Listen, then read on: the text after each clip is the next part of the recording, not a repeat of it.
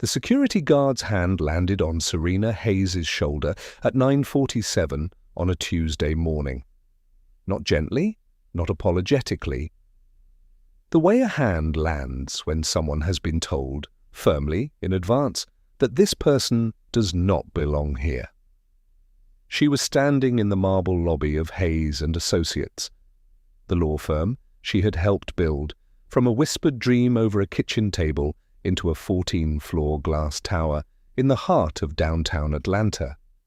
The firm, whose founding capital had come entirely from her grandmother's inheritance. The firm, whose operating agreement she had signed, quietly, years ago, as the majority financial partner through a holding company most people in that building had never once heard of. Her name wasn't on the door. It had never been on the door. But the door had always been hers.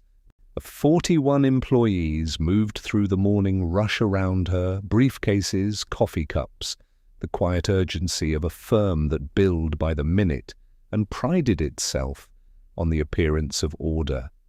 Every single one of them stopped when they saw what happened next. Marcus Hayes stood at the elevator bank, immaculate in a charcoal suit and gold cufflinks Serena had given him for their 10th wedding anniversary. He watched his wife of 12 years be physically guided toward the glass exit doors with his arms crossed and his jaw fixed in the exact expression of a man who has already decided this moment is beneath his dignity. Behind him, one careful step back, stood Diana Voss, 31, red blazer. The kind of eyes that hadn't yet learned to hide their satisfaction, the way more practiced people do. She was watching Serena too, and she was almost smiling. "Sir, reception says she doesn't have clearance," the guard said, his voice flat, professional, and deeply uncomfortable. Marcus didn't turn. He adjusted his cufflink. "That's correct," he said, simply. Serena stood at the threshold of those glass doors, her bag in one hand, her phone in the other, not crying, not raising her voice, not making the scene that 41 people were watching for, with the specific tension of witnesses who have convinced themselves that watching is not the same as participating. She simply looked at her husband of 12 years with an expression so still, so entirely composed, so absolutely unreadable that the security guard stepped back slightly and studied the floor. "Have a good day, Marcus," she said. And she walked out.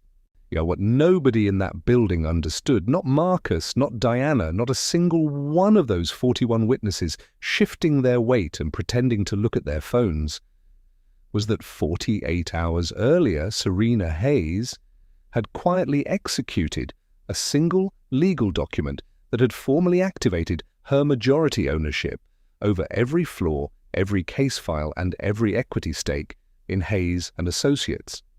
Marcus Hayes had just had his landlord escorted out of her own building, and she was already on her way back in. Dear viewers, thank you for being here right now. If you're watching this without subscribing, it's like standing in that lobby and looking away while the truth gets walked to the door. When you hit that button, you stand with every woman who was told she didn't belong in the room she built with her own hands. Please subscribe now and tell me in the comments where you are watching from. Are you in Atlanta, Lagos, London, Nairobi, Toronto, Houston? I want to know, because this story, it belongs to all of us. Now let's go back to the beginning, because you cannot understand what Serena did in those final 48 hours until you understand the 12 years that made them possible. Serena Okafor was 26 years old when her grandmother, Ruth Okafor, died on a Thursday morning in October with the careful composure of a woman who had always known exactly what she was doing. Ruth had been a quiet woman, the kind of quiet that people mistook for simplicity right up until the moment they realized the quiet had been covering decades of deliberate, patient strategy. Ruth had worked as a hospital administrator for 31 years. She had bought property in neighborhoods no one else was paying attention to, and she had built a modest empire that the family only fully understood when the lawyers gathered in a conference room and began reading documents aloud. Ruth left Serena $2.3 million. Not her brothers, not her cousins, not the church building fund.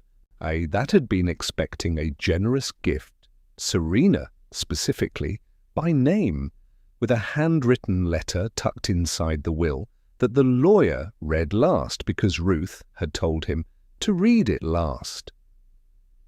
"The quiet ones see everything," the letter said. "Use what I'm giving you to build something that cannot be taken, not by a market correction, not by a charming man, not by anyone who mistakes your silence for permission." Serena read those words 4 times in that conference room. Then she folded the letter and placed it in the inside pocket of her coat, directly against her chest, where it would remain, metaphorically, for the rest of her life. She was in her 2nd year of law school at the time. She had already passed the Georgia Bar pre-admission requirements with the highest score in her cohort, and her professors described her in recommendation letters using words like precise, formidable, and, repeatedly, quietly dangerous. She never practiced law, not because she couldn't, but because the day she met Marcus Hayes at a law school networking dinner, she watched him command a room with the kind of effortless, combustive charisma that she had always understood but never personally possessed. And she saw something else. She saw a man who could be the face of something extraordinary. She just didn't yet understand the cost of being the foundation instead of the face. Marcus Hayes was everything a room expected him to be: tall, articulate.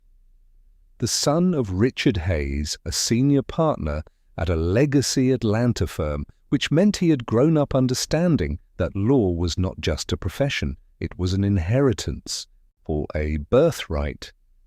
A set of rooms he had been promised entry to before he was old enough to know what rooms were. He was funny in a way that made people feel included. He remembered names. He had a particular gift for making whoever he was speaking to feel like the most important person in the building. A gift that, Serena would eventually understand, only works when the person deploying it has no genuine attachment to anyone in particular. But she didn't understand that yet. Not at 26, standing in a university atrium with a glass of sparkling water and her grandmother's words still warm against her chest. What she understood at 26 was that Marcus Hayes turned toward her in the middle of a conversation with 3 more important people and said, "You haven't spoken yet. But you're the only person in this room who's been listening to everyone." She looked at him. "I'm the only person in this room who doesn't need the room to know I'm here," she said. He laughed, like she had surprised him, like he hadn't been surprised in a very long time. They were engaged 14 months later. The early years were real. That part matters because it's easy and wrong to flatten a love story into nothing but its ending. Marcus was attentive in ways that felt earned. He drove her to her grandmother's grave on Ruth's birthday every year without being asked. He cooked badly and often and without embarrassment. He asked her opinion on cases and actually listened to the answers.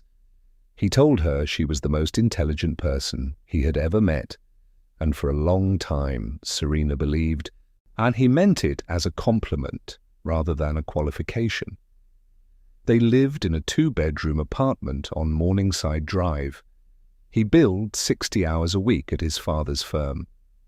She consulted on business structuring for small non-profits and quietly, carefully, began talking to Priya Nair. Priya was a corporate attorney with steel-rimmed glasses, a reputation for never losing a financial dispute, and a deep personal loyalty to Serena that had begun during their second year of law school, when Serena had helped Priya through a family crisis without telling a single other person about it. Some debts are financial. Others are the kind that make a person answer their phone at midnight without checking the name first. "If you're going to fund something for someone else," Priya said, over coffee in her small Buckhead office, "you need to own it in a way that he can never casually sign away." "He's not that kind of man," Serena said. Priya looked at her over the rim of her glasses with the patience of someone who has heard that sentence before. "Structure it correctly anyway," she said, "for your grandmother." Serena set her coffee down. "Tell me how," she said. Marcus Hayes had always wanted his own firm, not his father's firm, where he was perpetually the son rather than the name on the door. His firm, his vision. His name above the entrance in clean, authoritative letters that didn't require anyone else's approval. The problem was capital. Starting a serious litigation firm in Atlanta required office space, staff, technology infrastructure, malpractice insurance, and the kind of operating cushion that let you take cases with delayed payment cycles. His father could have helped. Marcus would have rather failed than ask Richard Hayes for money and spend the next decade hearing about it at Christmas dinners. It was Serena who sat across from him one Sunday morning with a yellow legal pad and said, "I want to fund it." Marcus looked up from his coffee. "Serena." 2.3 million. Grandmother's money. I've been watching it sit in managed funds for 3 years, and I want to build something with it. He was quiet for a moment. "That's your inheritance." "I know what it is," she said. "I also know what you are, and I know what we could build together." The gratitude on his face in that moment was genuine. She would remember it later, during the worst of it, and the remembering would hurt in a specific way, that only genuine things can hurt when they are betrayed. What Marcus did not read carefully, what Marcus skimmed, the way he skimmed every document that didn't have his name at the top, was the operating agreement Priya drafted for Okafor Capital, LLC, the holding company Serena had incorporated 3 months earlier. The agreement was airtight. Priya had made sure of it. Okafor Capital, LLC, would provide the founding investment in exchange for a 51% financial interest in Hayes and Associates PLLC. The interest was non-voting on legal matters. Marcus retained full operational and legal authority as required by Georgia Bar regulations, but it held majority equity, profit distributions, dissolution rights, and in the event that the active managing partner attempted to transfer, sell, or restructure the firm, without the written consent of the majority financial partner, the controlling interest reverted automatically to Okafor Capital, LLC. Marcus initialed every page without reading a word. He was too excited, too grateful, too certain that the woman across from him was an extension of his vision rather than its architect. He signed the document, and then he went to build the firm. Hayes and Associates grew faster than anyone had predicted. Marcus was brilliant in court. He had the instinct for drama that good trial lawyers need, the ability to read a jury's emotional temperature and adjust in real time. He brought in clients through sheer force of personality. He worked 18-hour days in the early years, and he earned every case he won. That part was never in question. What was also never in question, though it was never spoken aloud, was that Serena was running the back half of the firm's existence. She reviewed vendor contracts. She managed the firm's accounting oversight before they could afford a full CFO. She vetted lease renewals on the office space. She negotiated with the insurance brokers. She developed the firm's intake process for new clients. When the technology infrastructure failed in year 2, she was the one who sat with the IT consultant at midnight and rebuilt the case management system from scratch. Marcus told colleagues she was incredibly supportive. He told his father she had a good head for logistics. He told his friends she was great at keeping things organized at home. Serena heard all of it, second-hand, through the particular acoustic system of a social circle, and where people report what husbands say, because they think the wife will find it charming. She didn't find it charming. But she filed it in the same quiet place. She filed everything. And she went back to the vendor contract she was reviewing, and she said nothing. Because Serena Okafor Hayes was not a woman who reacted, she was a woman who watched. And a woman who watches everything for long enough eventually sees the exact shape of what is coming before it arrives. She hired Diana Voss herself. That is the detail that Serena would later sit with in the dark, turning over in her hands like a stone she couldn't put down. The resume had crossed the firm's hiring committee in year 7, and Serena had been the one to flag it. Strong appellate background, Yale Law Review, sharp, clean writing. The kind of associate who could grow into a genuine asset. "She's exceptional," Serena told Marcus. "You should hire her." Marcus interviewed Diana on a Thursday afternoon. He called Serena afterward and said, "You were right. She's exactly what we need." Diana Voss joined Hayes and Associates as a senior associate. By year 8, she was a junior partner.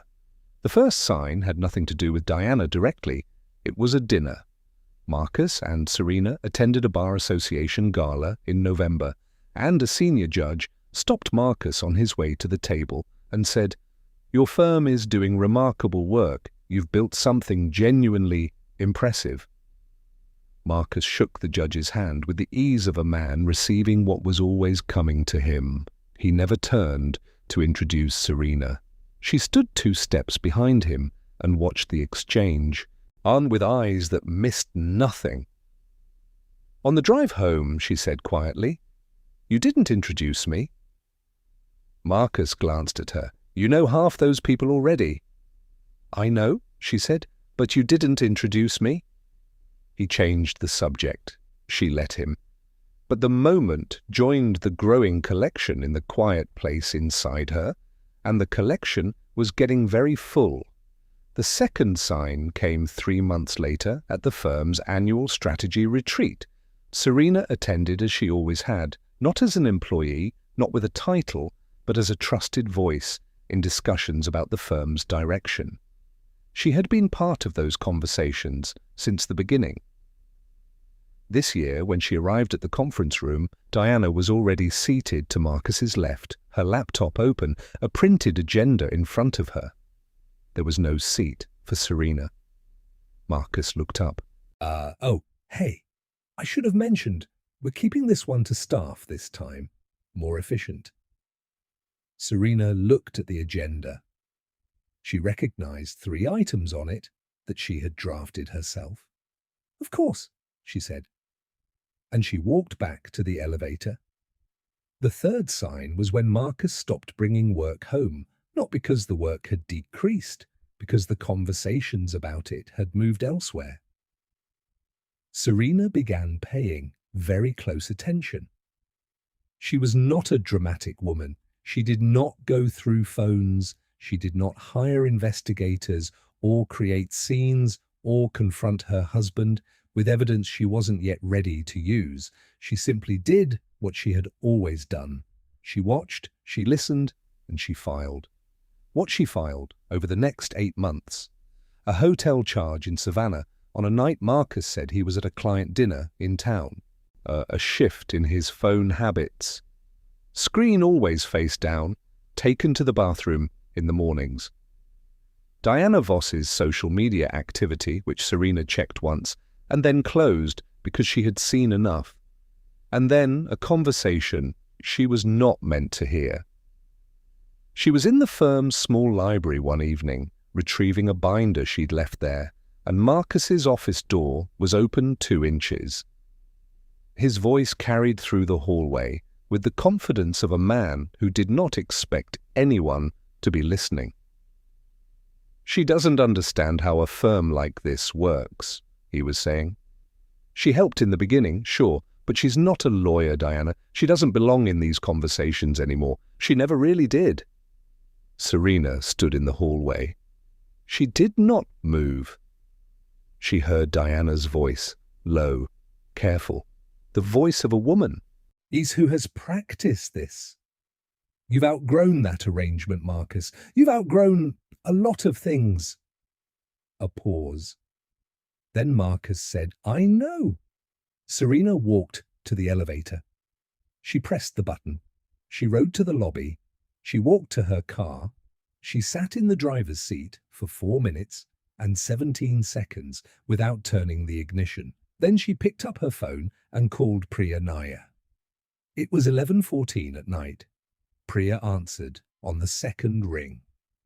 "Tell me everything," Priya said. What happened over the next 3 months was not revenge. Serena would be very clear about this later when people asked. It was not revenge, it was architecture. Priya reviewed the operating agreement, which had never been amended, never been renegotiated, and which Marcus had not looked at since the day he signed it, 11 years earlier. "It's clean," Priya said at their first formal meeting. "It's airtight. Okafor Capital, LLC, holds 51% financial interest with dissolution and restructuring consent rights, cannot sell, merge, restructure, or dissolve this firm without your written authorization. Every distribution he has taken beyond his managing partner salary has technically required your sign-off as majority financial partner." "Has he been taking distributions?" Serena asked. Priya slid a financial summary across the desk. Serena looked at the numbers without expression. Over the preceding 4 years, Marcus had authorized personal distributions from firm profits that far exceeded what the operating agreement allowed under his managing partner authority. The excess, totaling just over $800,000, had been processed through a firm expense account that had been quietly reclassified. The forensic accountant Priya brought in, a careful, methodical man named Gerald Osei, who spoke very little and noticed everything, spent 6 weeks producing a report that documented every irregular transaction. What the report found was not embezzlement in the crude sense. Marcus hadn't stolen cash, he had reclassified, he had reframed, he had quietly converted shared firm assets into personal ones, the way certain men remodel a house they don't own while telling everyone it belongs to them. "Is it enough?" Serena asked. Gerald looked at her over his reading glasses.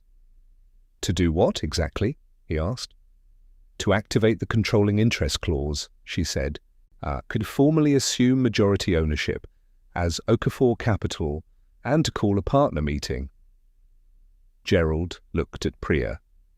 Priya nodded slightly. "Yes," Gerald said, "it's enough." But Serena did not move yet, because what Priya and Gerald didn't know, what nobody knew except Serena, was that she had been waiting for something specific. Not just a financial irregularity, something that would make the truth undeniable in a room full of people who had the option to look away. She was waiting for Marcus to show her exactly who he had decided she was. She didn't have to wait long. It happened on a Tuesday in March. Serena had gone to the firm that morning with a simple purpose. There was a quarterly financial review meeting, and as Okafor Capital's representative, she had every legal right to attend. She had said nothing to Marcus about coming. She walked through the lobby doors at 9:44 a.m., nodded to the receptionist, a young woman named Keisha, who had always treated her with warmth, and moved toward the elevator. Keisha's expression changed, tightened. Her hand moved toward the phone on her desk. Mrs. Hayes, Good morning, Keisha, Serena said. She pressed the elevator button. Keisha was already speaking quietly into the phone. The elevator opened. Marcus stepped out of it. The two of them stood facing each other in the lobby of the firm she had funded with her grandmother's money, surrounded by 41 people who went very still. "What are you doing here?" Marcus said. His voice was not heated. It was the voice of a man who had already decided the answer to this question before he asked it. "I'm here for the quarterly review," Serena said. A pause. "You're not on the agenda," Marcus said. "I don't need to be on the agenda. Serena." His voice dropped, took on the careful tone she recognized from 12 years of marriage. The tone that meant, "I am about to say something I have decided is reasonable, and I need you to receive it as reasonable. This isn't a good time. The review is internal, staff only. I have a legal right to be here, Marcus. You don't have a current clearance." He turned to the security desk without looking at her again. James. James was a 53-year-old security guard who had worked in that lobby for 4 years. He had watched Serena walk through those doors hundreds of times. He had seen her bring food for the staff during late nights, and he had heard her wish his daughter a happy birthday by name on 3 separate occasions. He stood up from behind the desk with the expression of a man being asked to do something his conscience will not approve, but his employment cannot refuse. "Ma'am," he said, "I'm going to have to ask you to—" "It's all right, James," Serena said. She looked at Marcus one final time. He was already turning back toward the elevator. Diana Voss stood beside it, red blazer, eyes that hadn't learned restraint yet. "Have a good day, Marcus," Serena said. And she walked out through the glass doors into the Atlanta morning with the unhurried steps of a woman who already knows exactly where she is going next. Behind her, she heard the lobby resume its noise. Nobody said anything. Nobody moved. Nobody called out to stop. What had just happened? Except James, who, and Serena would learn this later, sat back down at his desk, looked at the security log, and wrote one sentence in the incident remarks field. Request seemed irregular. No documentation of cleared escort order on file. Because some people, even in the middle of other people's cruelty, leave a small, accurate record, Serena drove directly to Priya's office. She did not go home. She did not call her sister. She did not sit in her car and cry, though there was a version of herself, the version that had loved Marcus genuinely, the version that had believed his gratitude on that Sunday morning years ago, that felt the weight of what had just happened, pressing against her sternum like a closed fist. She pressed the feeling down. She had the rest of her life to feel it. Right now, she had 48 hours to use it. Priya was already at her desk when Serena walked in. Gerald was in the conference room. A thin woman with natural locks and reading glasses named Adiz Wright, a partner at one of Atlanta's most respected corporate litigation firms, stood at the whiteboard, writing a timeline in blue marker. "He did it in the lobby," Priya said. Not a question. "In front of 41 employees," Serena confirmed. Priya removed her glasses, cleaned them with the corner of her blazer, put them back on. "Good," she said. "We needed witnesses." What followed over the next 48 hours was the most precise, methodical, and deliberately undramatic process Serena had ever participated in. No screaming, no press releases, no dramatic phone calls. Just documents sequenced correctly. Filed in the right order at the right time. First, Gerald's financial report was formally submitted to the Georgia Bar Association's Financial Oversight Division, not as a complaint, as a protective disclosure. Okafor Capital LLC, as majority financial partner, is formally notifying its awareness of potential operating agreement violations for the record. Second, Adaiz drafted a formal notice of majority partner activation under the operating agreement's controlling interest clause. The notice documented the specific triggering events, the unauthorized distributions, the systematic exclusion of the majority financial partner from governance decisions, and most critically, the physical removal of Okafor Capital's authorized representative from firm premises without legal cause. Third, the notice was hand-delivered to Hayes and Associates' registered agent at 4:47 p.m. on Tuesday. Under the operating agreement's terms, the controlling interest activation became effective upon delivery at 4:47 p.m. on Tuesday.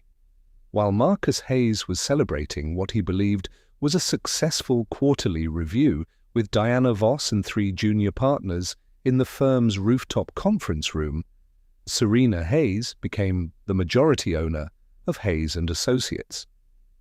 She signed the activation document sitting at Priya's conference table with a cup of tea cooling beside her right hand. Her hand did not shake. She thought about Grandma Ruth. The quiet ones see everything. "What now?" Gerald asked. "Now," Serena said, "we give him 1 business day." "Why?" Adaiz asked. "Because I want him to walk into Thursday morning, thinking he still owns everything," Serena said, "and then I want to walk in after him."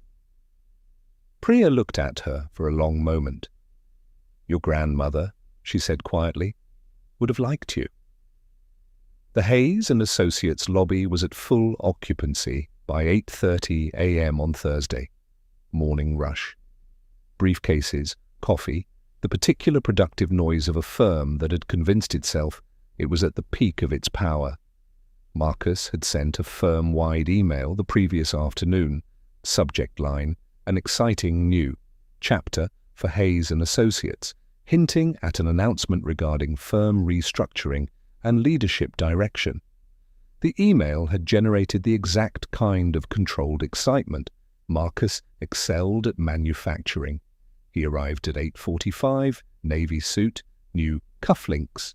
Diana Voss, 3 steps behind him, carrying a restructuring proposal, and in a leather-bound folder. His father, Richard Hayes, was already in the building. Marcus had invited him for the first time in years to witness what he was clearly framing as a coronation. At 9:02 a.m., Serena walked through the glass lobby doors, not alone. Priya Nair was on her left in a steel grey suit with the expression she reserved for opposing counsel who had just made their final mistake. Adai's right was on her right, carrying a leather portfolio and moving with the specific authority of someone who knows that every eye in a room has 30 seconds to understand what they are looking at. Gerald Osei followed, quiet as always, with a document case and the unhurried steps of a man who has already done the most important work. Serena wore white, not bridal white, not soft white, clean, sharp, a structural white, the kind that doesn't ask for your attention, but naturally commands it anyway. She walked to the reception desk. "Good morning, Keisha," she said. "I need you to ring up to the partnership floor and let Mr. Hayes know that Okafor Capital LLC's authorized representative and her legal counsel are in the lobby and requesting immediate access to the conference room. Keisha stared at her. "Mrs. Hayes." "Ms. Okafor," Serena said, without heat, without ceremony. "For today's purposes." Keisha picked up the phone. Upstairs, Marcus received the message, mid-sentence, in front of his father, 3 senior associates, and Diana Voss. He went very still. "Tell her to wait," he said. "Sir," the paralegal said carefully, "her attorney has asked me to inform you that under Section 14(b) of the operating agreement, the majority financial partner's authorized representative does not require permission to access firm premises during a formal governance matter." A pause. So complete, it had physical weight.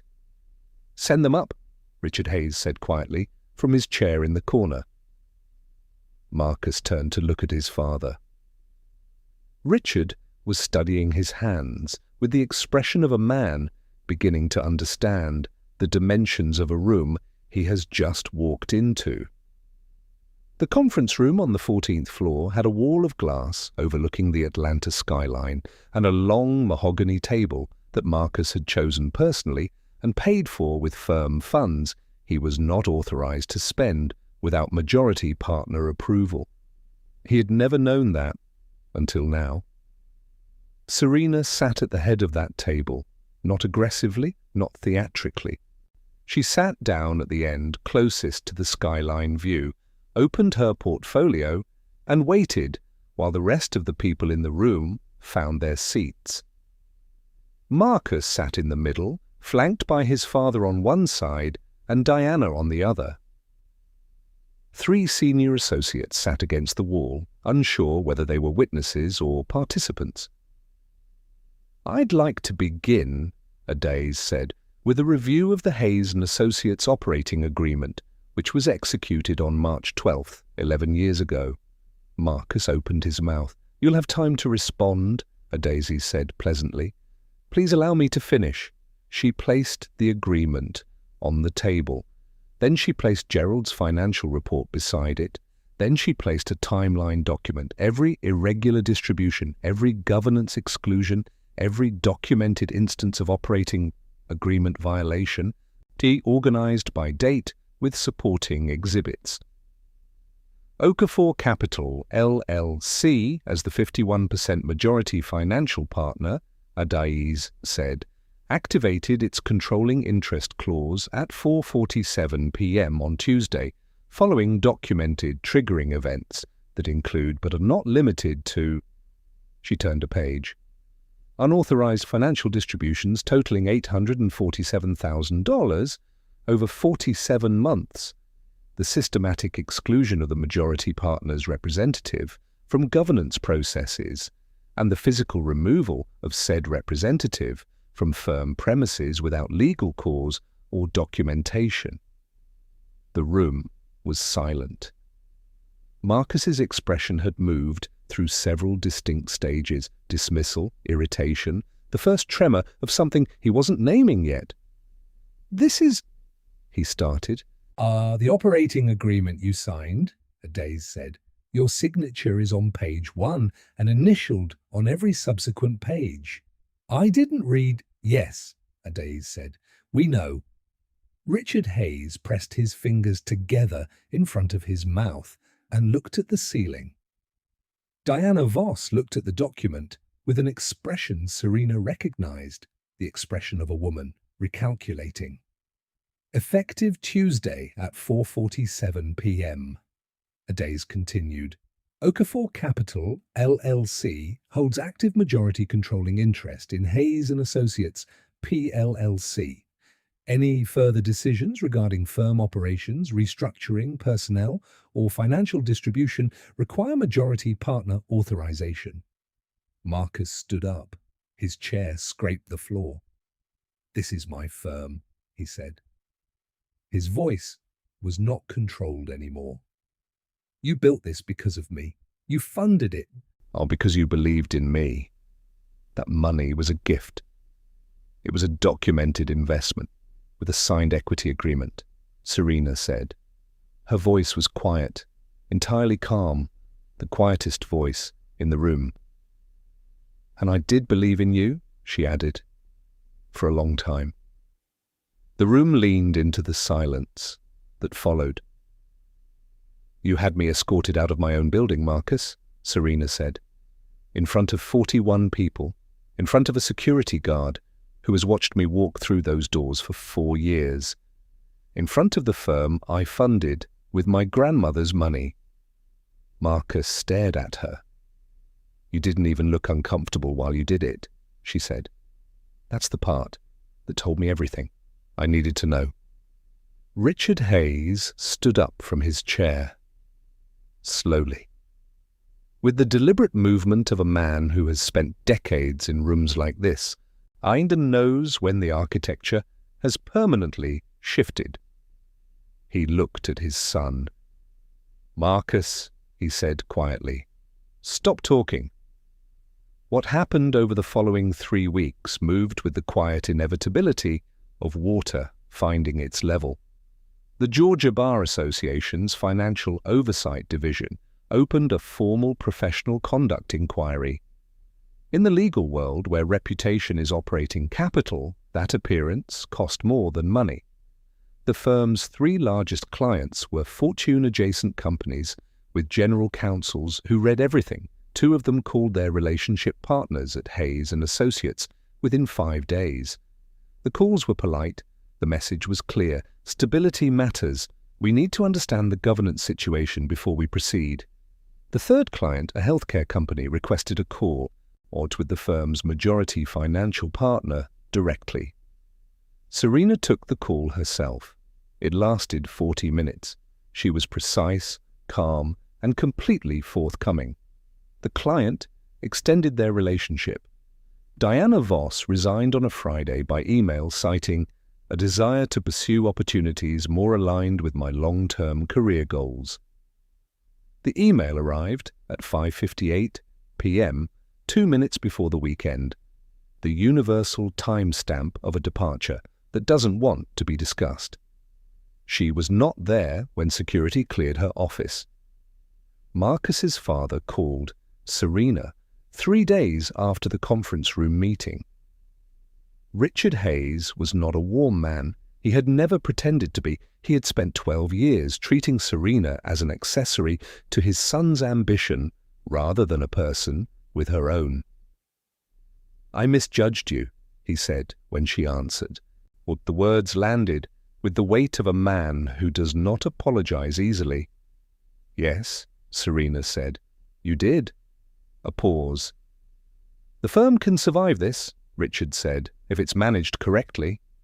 "I know," Serena said. "That's why I'm managing it." Richard Hayes said nothing for a moment. Then, "Your grandmother was a wise woman." "She was," Serena said. "She always warned me about proud men." She ended the call. Marcus Hayes moved out of the marital home on a Wednesday into an apartment he'd arranged quickly and without care, the way people arrange things when they're trying to get to the next thing before the current thing fully registers. He called Serena twice. The first time, she let it go to voicemail. The message lasted 3 minutes and contained the words, "Explain, fair, and after everything I built, in close proximity," which told her everything she needed to know about what he had heard in that conference room and what he had not. The second call, she answered. "What do you want to do with the firm?" he asked. His voice was quieter than she'd heard it in years. The performance was gone. What remained was something she might have called the real Marcus, except she had begun to understand that performance, in some people, goes all the way down. "I want to run it correctly," she said. "I've already appointed an interim managing partner. Terence Washington is covering operations." "Terence?" Marcus repeated. A pause. "He's been here since year 2. "He has," Serena said. He stayed. Silence. "I love this firm," Marcus said. "I know," Serena said. "You just didn't know who it belonged to." She said it without cruelty, and that was the part that made it land hardest. She filed for divorce 6 days later. The first morning Serena walked into Hayes and Associates as its acknowledged majority owner, the lobby felt different. The same marble floors, the same glass doors, the same security desk where James stood, who looked at her when she entered, and gave her a small, quiet nod that contained more acknowledgement than most speeches manage. "Good morning, James," she said. "Good morning, Ms. Okafor," he said, and that was that. She didn't move into Marcus's corner office. She chose a smaller room on the 12th floor with a north-facing window that let in steady grey light rather than dramatic sunrise gold. It was a room for working, not for being seen working. She liked that distinction. In the weeks that followed, she made changes quietly and correctly. She brought in a managing partner search firm. She held individual meetings with every senior associate and junior partner, one at a time in her quiet room. She asked each person 2 questions. What do you need to do your best work? And what has been getting in the way? Some of them looked at her with the particular wariness of people who have watched a power shift and are waiting to find out which version of instability replaces the previous one. She gave them patience and consistency until the wariness faded. Keisha at the front desk told Serena one afternoon that she had wanted to say something. On the Tuesday, Marcus had her escorted out, that she had almost stood up. "You don't have to explain yourself to me," Serena said. "I know," Keisha said, "but I wanted you to know." Serena looked at her. Then I'm glad you told me," she said. "Thank you." Her sister, Nadia, flew in from Houston 2 weeks after the divorce was filed. They sat in Serena's kitchen, and Nadia asked the question family always asks eventually. "Are you okay?" Serena thought about it honestly, the way she thought about everything. "I'm grieving something real," she said. The beginning of it was real. The man he was at 28, when he said I was the only honest person in the room, that was real. I'm allowed to grieve that. And the rest of it? The rest of it, Serena said, I already knew how to handle. Grandma Ruth made sure of that. Nadia reached across the table and took her hand. They sat in the kitchen in a comfortable quiet that didn't need to be filled. On a Saturday in May, Serena drove to her grandmother's grave. She brought white lilies because they had always been Ruth's preference, and because they still smelled like her mother's garden. She sat on the bench beside the grave for a long time. She didn't speak. Ruth had raised her to understand that not everything meaningful needs to be said out loud. But before she left, she placed one hand on the headstone. I used it right, she said quietly. I promise.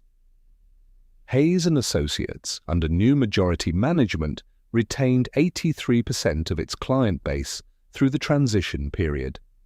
Terence Washington accepted the permanent managing partner role. 2 new practice groups were launched. Revenue in the following fiscal year was the highest in firm history. Serena filed to formally rename the firm's holding structure. She did not rename the firm itself. The name had equity with clients, and she was too practical to discard useful things out of sentiment. But the operating agreement was rewritten from the ground up. Every clause clear, every term explained, every partner, present and future, required to read and confirm their understanding in writing before signing. You're going to make lawyers actually read their own contracts, Adaise laughed during the drafting sessions. Someone should have made Marcus read his, Priya said. Serena smiled, not at the irony, at the fact that she was sitting in a room with 2 women who had shown up for her without hesitation, and that the room was inside a firm she now openly owned, and that outside the window Atlanta was moving through a bright morning that belonged entirely to itself. "Let's finish the draft," she said.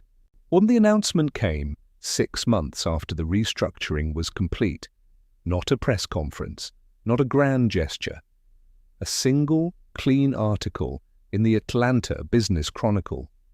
The headline read, "Hayes and Associates emerges stronger under founding investors' active leadership."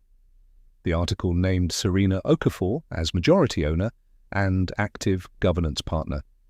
It described her background, the law degree, the years of operational support, the original investment through Okafor Capital, LLC.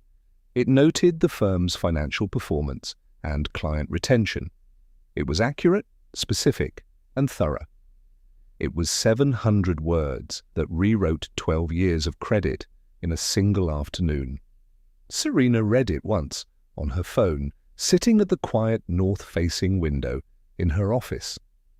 Then she set the phone face down on her desk and went back to the filing she'd been reviewing before the notification arrived, because Serena Okafor had never needed a room to know she was in it. She had only ever needed the room to finally know it about her. Viewers, do you think Serena made the right choice? Staying quiet all those years and then activating everything at once? Or would you have moved sooner? I want to know your thoughts. Drop them in the comments below.